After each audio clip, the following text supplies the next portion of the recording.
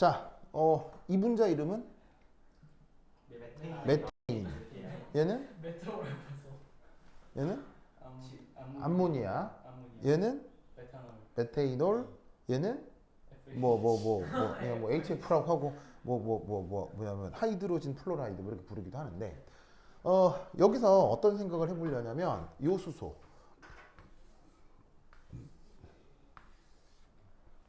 이 녀석의 산해리를 생각해 볼 거예요.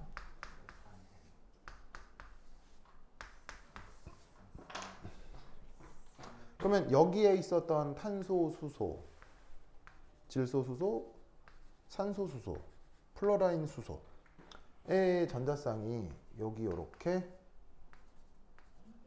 맺히면서 형식 전하가 마이너스가 되겠죠. 됐나요? 그럼 이때 여기서 요 수소의 pKa가 얼마냐? pKa 얼마냐?를 사실은 이제 외우시는 게 좋아요. 뭐 하는 게 좋다고요? 외워야 합니다. 그래서 유기화학에서 사실은 능수능란하게 문제를 풀려면 pKa는 외우는 겁니다.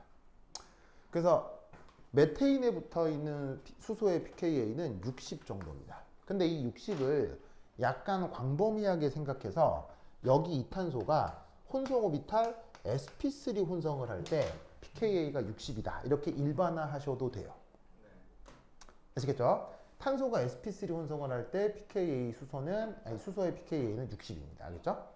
그 다음 암모니아는 대략 어느 정도 나오냐면 36 정도 나옵니다. 36. 그 다음 OH는 O가 탄소에 붙어 있죠. 이런 걸 알코올이라고 하는데 알코올 같은 경우 그리고 이제 요기요 질소도 혼성 오비탈이 sp3죠. sp3 질소에 붙어 있는 수소의 pKa가 36 정도다. 그 다음 요렇게 산소에 탄소가 단일결합으로 붙어 있는 경우 이런 산소작용기를 뭐라고 하죠?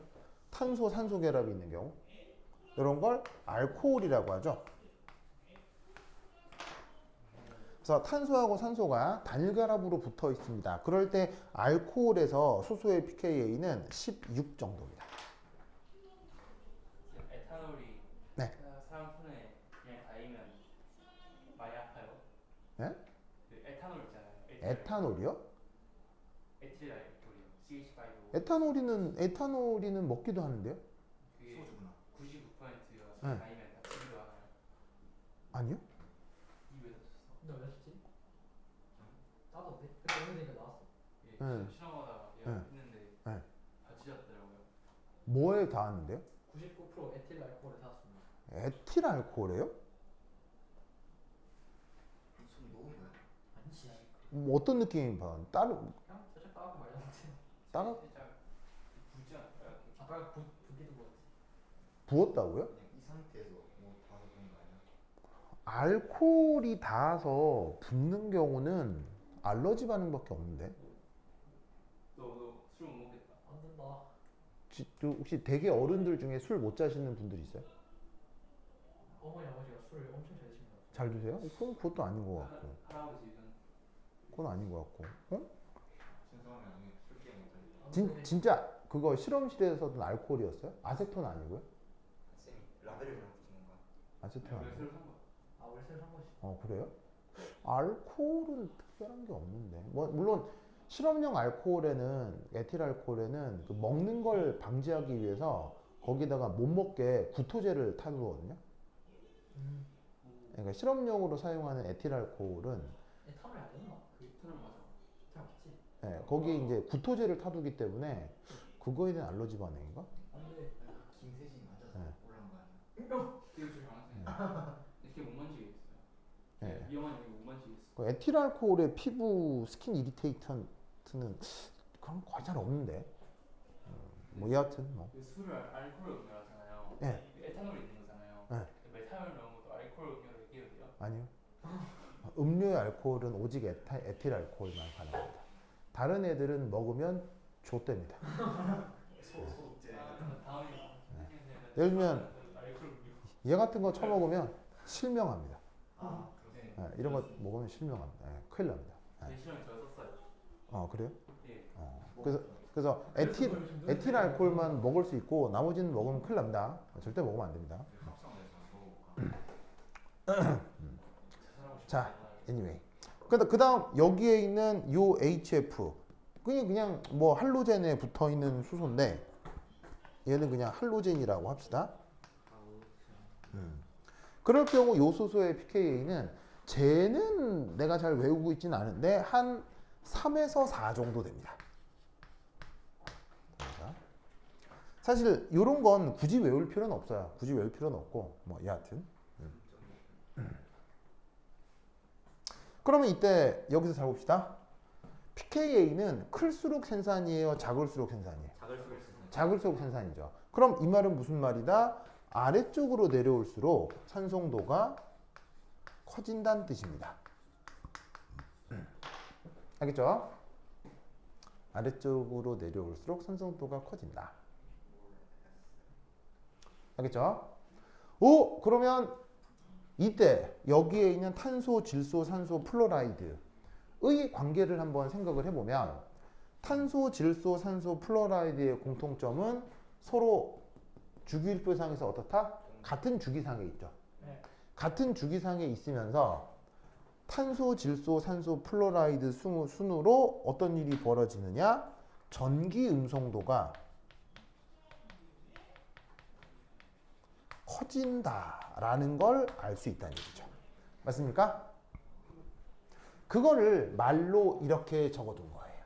그러면 같은 주기가 아니어도 전기 음성도가 크면은 뭐 산소도 비교할 수 있는 거예요? 같은 주기에서만. 같은 주기에서만요? 네. 같은 주기에 똑같이 수소가 붙어 있을 때 그 수소의 pK를 얘기하는 거예요. 그럼 전기 음성도 증가로 비교하는 거는 같은 주기에서만.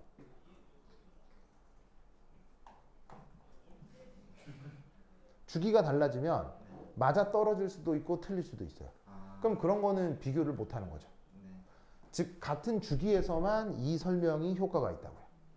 다른 주기에서는 맞을 수도 있고 틀릴 수도 있는 거니까 제대로 된 설명이 아닌 거겠죠. 무슨 말 알겠죠? 그러니까 이 조건이 중요해요. 아가 아니라 여러분들은 수학 시간에 어떤 문제들을 풀어봤을 거냐면 문제 다 똑같은데 조건 하나 다른 여러 연습 문제들을 풀어본 적 있죠? 수학 시간에 문제 풀 때 조건 하나 바뀌면 답이 똑같아져요. 완전 다른 문제가 될 수도 있어요. 완전 다른 타입의 문제가 될 수도 있죠. 논리 구조랑 그런 거예요. 조건이 중요하다 안 중요하다? 억수로 중요합니다. 그러면 예외는 없나요? 많습니다. 많습니다. 그래서 여러분 시험에는 예외가 아닌 것들만 내겠죠? 그러니까 요런 정도만 기억해 두면 된다는 얘기입니다. 알겠죠? 네. 자, anyway. 어쨌거나 전기음성도가 클수록 산성도가 커진다. 그러면 산성도가 커질수록 pK는 커진다, 작아진다? 작아진다. 무슨 말 알겠죠? 를 보여주고 있는 테크닉이다. 그러면 이거에 대해서 이제 설명을 만들어 붙여야 되겠죠. 자, 어떻게 설명을 만들어 붙이느냐? 자, 아래쪽으로 내려갈수록 더 생산이라고 했죠. 그럼 아래쪽으로 내려갈수록 만들어진 짝염기는 자, 이리 갈수록 짝염기가 안정해져야 되겠어요? 요리 갈수록 짝염기가 불안정해져야 되겠어요? 이렇게 갈수록 짝염기가 더 안정해져야 되겠죠? 맞나요? 맞습니다. 왜? 브랜스테드 로리 산염기 개념에 의하면 짝염기가 뭐 할수록? 짝염기가 뭐 할수록? 안정할수록 짝산이 뭐? 짝산이 뭐? 더 생산이라고 했잖아요. 그거랑 말을 맞추려면 어차피 데이터 60, 3, 이런 16 이런 숫자는 바뀌어요? 절대 안 바뀌어요? 숫자는 절대 안 바뀐단 말이에요. 그럼 데이터적으로다가 무조건 이게 더 생산이거든. 그럼 이게 생산이라고 실험에 그 말을 맞추려면 그 짝염기가 더 안정하다라고 말을 해야지. 뭔 말인지 아시겠죠? 네. 알겠죠? 그러면 이제 왜 이 녀석에 비해서 이 녀석의 짝염기가 더 안정한지만 설명을 해주면 되겠죠? 바로 이거죠. 탄소보다는 질소, 질소보다는 산소, 산소보다는 플로린이 뭐가 더 크다? 전기 음성도가 크다. 그럼 어떻게 되느냐? 전기 음성도가 클수록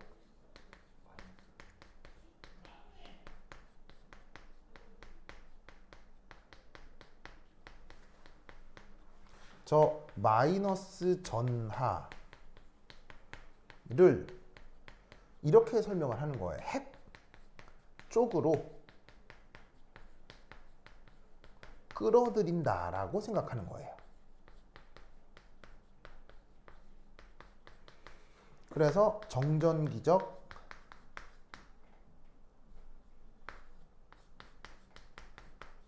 으로 안정화할 수 있다 라고 말을 만들어 붙이는 거죠. 자, 핵은 플러스 입자예요, 마이너스 입자예요? 플러스 전하를 띠잖아요. 그 플러스 전하를 띠는 핵이 전자를 자기 핵 쪽으로 끌어들인다. 인력이 커지겠어요, 인력이 작아지겠어요? 인력이 커지겠죠? 그럼 인력이 커질수록 어떻게 된다? 음전화가 그 핵에 잘 붙들러 매어져 있을 테니까 반응성이 감소하고, 반응성이 감소할수록 안정성이 커진다고 생각하는 거죠. 뭔 말인지 아시겠죠? 그래서 전김성도가 큰 원소는 음전화를 안정화시킬 수 있다. 그래서 얘보다는 상대적으로 얘가 더 안정하고, 안정할수록 짝염기가 그 짝산은 더 생산이다 라고 말을 만들어 붙이는 거예요. 무슨 말인지 알겠죠? 알겠죠? 그러면 이때 우리는 어떤 생각을 해볼 수 있냐면, 자, 안정할수록 반응성은 커지는 거예요, 반응성은 작아지는 거예요? 안정할수록 반응성은 작아진 거예요. 감소하는 거죠?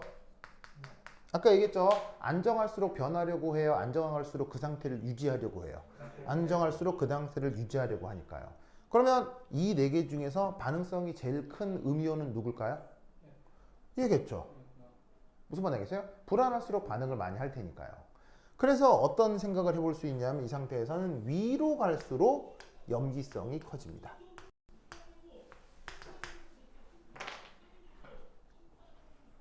아시겠죠? 그래서 어떻게 되냐면 F-보다는 산소 마이너스, 질소 마이너스, F-가 어떻게 된다? 다 얘보다 훨씬 더 강력입니다. 무슨 말인지 알겠죠? 그래서 사실 F-만 약염기고요. 요 세 개 다 유기화학에서 활용할 수 있는 강염기입니다. 이 세 개 다 피부에 닿으면 피부에 불이 납니다. 피부가 녹습니다. 엄청나게 강력한 강염기들입니다. 알겠죠? 알겠죠? 얘는 피부에 닿으면 피부가 녹지는 않는데 쇼크사로 죽습니다. 닿기만 했어요. 일정량 이상 피부에 닿으면 죽습니다. 얘는 그냥 피부가 녹는데, 얘는 피부에 닿으면 몸 안으로 흡수가 됩니다. 왜냐면 수소결합을 아주 잘해서요. 그래서 얘는 강염기는 아니고 약염기인데도 수소결합을 통해서 몸 안에 들어오거든요. 그럼 몸 안에 어떤 이온이 있어요? 혈액 중에 칼슘 이온이 있죠. 칼슘 이온이랑 CaF2 침전을 만듭니다. 그래서 이 녀석이 피부에 닿으면, 피부에 닿자마자 혈관 안으로 쏙 들어갑니다. 그럼 쏙 들어가서 혈관 안에 있는 칼슘 2+랑 침전을 만들어요. 그럼 혈액 중에 칼슘 2+ 농도가 떨어지겠죠. 그럼 어떻게 돼요? 죽어요. 왜냐하면 뉴런의 전기적 신호 이동에 칼슘 2+가 활용이 되거든요. 근데 얘가 들어오면 칼슘 2+가 혈액 중에서 값싸지 없어지기 때문에 그 뉴런의 전류가 약해지면서 죽을 수 있어요. 그러면 순간적으로 몸이 긴장하겠죠. 그래서 몸에는 어떤 메타볼리즘이 있냐면, 그 개체를 살리기 위해서 온몸의 뼈를 다 녹여요. 온몸의 뼈를 다 녹여서 뼈에 있는 칼슘 2+가 한꺼번에 혈액 중으로 확 배출이 돼요. 그럼 한꺼번에 칼슘 2+가 확 배출이 되면 갑자기 뉴런에 과전류가 흐르면서 머리끝에서 발끝까지 모든 뉴런에 과전류가 흘러서 뉴런이 다 타버려요. 즉사예요. 이상하게 죽어요. 그래서 얘네들은 그냥 노출이 되면 피부가 녹아요. 피부가 녹아서 막 화상을 입게 되는 정도인데, 얘는 누출이 되면 뉴런이 다 타버려서 그냥 죽어요. 아주 무시무시한 거예요. 그래서 한 10수년 전에 저기 경북 구미에 있었던 화학 공장에서 이게 누출이 됐어요. 이게 누출이 돼서 그 작업하던 인부분들이 거기서 작업하던 노동자들이 그 자리에서 3명이 직사했어요. 그래서 엄청나게 무서운 녀석입니다. 굉장히 무서운 놈입니다. 하여튼 그렇다. 그래서 십수년 전에도 우리나라에서 누출 사고가 있었습니다. 대구, 구미 이쪽 지역에서 그쪽에 화학회사가 많기 때문에 HF 자체는 약산입니다. 약산인데 들이마시면 뒤집니다. 아, 네, 들이마시면 방금 얘기했던 그 테크닉. 왜냐면 HF는 얘하고 얘가 살짝 섞여 있거든요. 요 두 개가 피부에 닿으면 그런 식으로 쏙쏙 피부 속으로 들어가요. 그냥 얘네들은 뭐 염산이나 황산 이런 애들은 피부 안으로 들어가진 않아요. 피부에서 화상이 날 뿐이지 염산, 질산 이런 건 피부만 타는 거예요. 근데 얘는 혈관 안으로 들어가요. 혈관 안으로 들어가서 그냥 돌이킬 수 없는 사망에 이르게 돼요. 그 강산이 피부에 닿았을 때랑 네. 강연기가 피부에 닿았을 때 같은 일이 벌어져요. 똑같아요.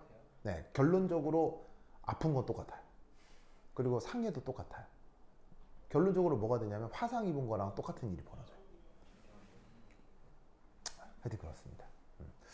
자, 그래서 어떻게 비교하는 건지 알겠죠? 9.1. 그죠? 그 논리를 꼭꼭 기억해두도록 합시다.